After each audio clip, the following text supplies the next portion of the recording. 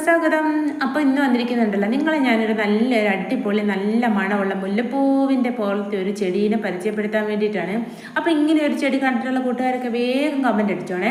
അപ്പോൾ നമ്മുടെ വീഡിയോ ഇഷ്ടപ്പെടുന്ന കൂട്ടുകാരൊക്കെ ലൈക്ക് ചെയ്യാനും സബ്സ്ക്രൈബ് ചെയ്യാനും ഒന്നും മറന്നു പോകരുത്. അപ്പോൾ ഈ ചെടിയെ ഞാൻ ഇങ്ങനെ അതിൻ്റെ മുട്ട് ഇങ്ങനെ പറിച്ച് കയ്യിലെടുക്കുക കേട്ടോ. മുട്ട് പറിച്ച് കയ്യിലെടുത്ത് കഴിയുമ്പോഴത്തേക്കിന് ആ പൂ ഇങ്ങനെ വിരിയും കേട്ടോ. അതാണ് ഈ ചെടിയുടെ ഒരു പ്രത്യേകത. പിന്നത്തെ പ്രത്യേകത എന്ന് പറയുന്നത് കണ്ടില്ലേ, എല്ലാം മുട്ടായിരിക്കും കേട്ടോ. മുട്ട് മാത്രമേ നമുക്ക് കാണാൻ പറ്റത്തുള്ളൂ. രാവിലെ ആകുമ്പോഴത്തേക്കും ഈ മുട്ടെല്ലാം പൊഴിഞ്ഞ് താഴെ വീഴും. മുട്ടെല്ലാം പൊഴിഞ്ഞ് പൂവായിട്ട് താഴെ വീഴുവേ.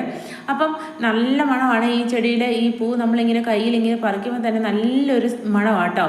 അപ്പം ഞങ്ങളിങ്ങനെ പൂ പറിച്ച് ഞാൻ ശാമികയുടെ കയ്യിൽ കൊടുക്കുവാണ്. കൊടുത്തിട്ട് അവസാനം കയ്യിൽ പിടിക്കാൻ പറ്റുന്നില്ല. പിന്നെ ഞങ്ങളൊരു ചേമ്പിൻ്റെ ഇലയൊക്കെ പറിച്ച് ചേമ്പിൻ്റെ ഇലയ്ക്കകത്ത് ഞങ്ങൾ ആ പൂവിൻ്റെ മുട്ടൊക്കെ ഇട്ട് കൊടുക്കുക കേട്ടോ.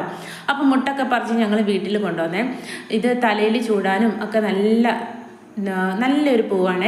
അപ്പോൾ ഇതുപോലെ ഇതിനു മുമ്പ് ഈ പൂവൊക്കെ കണ്ടിട്ടുള്ളത്, ഇതിനെക്കുറിച്ച് അറിയാവുന്ന കൂട്ടുകാരൊക്കെ വേഗം ഒന്ന് കമൻറ്റ് ചെയ്തോണേ. എനിക്കിതിനെക്കുറിച്ച് കൂടുതലായിട്ട് അറിയത്തൊന്നുമില്ല കേട്ടോ. ഞാൻ ആദ്യമായിട്ട് കാണുവാണേ. നല്ല ഭംഗിയാട്ടോ ഈ ചെടിയിൽ. ഈ മരത്തിൽ ഫുൾ ഇതുപോലെ പൂവിന് മുട്ടായി നിൽക്കുവാണേ. പക്ഷേ നമുക്ക് രാവിലെ പറിക്കാമെന്ന് വിചാരിച്ച് രാവിലെ അതെല്ലാം പൊഴിഞ്ഞ് താഴെ കിടക്കും കേട്ടോ. അതാണ് ഈ ചെടിയുടെ വലിയൊരു പ്രത്യേകത എന്ന് പറയുന്നത്. പൂ നിറയെ പൂമുട്ടൊക്കെ ആയി പൂവെല്ലാം രാവിലെ ആകുമ്പോഴത്തേക്കിന് താഴെ വീണ് കിടക്കുവേ. അപ്പം ഇതാണ് നമ്മുടെ ഇന്നത്തെ ഒരു ചെറിയ കുഞ്ഞു വീഡിയോ.